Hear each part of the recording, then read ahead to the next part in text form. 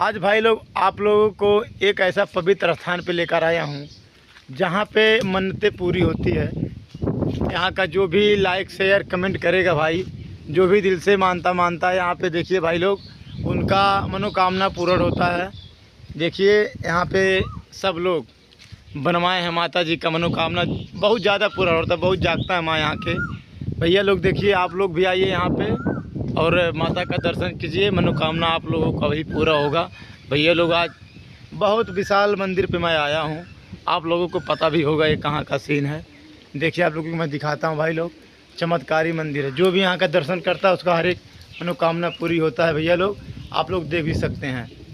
देखिए, जय माता जी, समय माता की जय हो। माई कोटही हम दुर्गे साने आप लोगों का भाई। भैया लोग फिर अगले वीडियो में मिलते हैं। जय माता जी। ज़रूर भैया लाइक शेयर कमेंट ज़रूर करना, मनोकामना आप लोगों की पूरी होगा भैया। जय माता जी।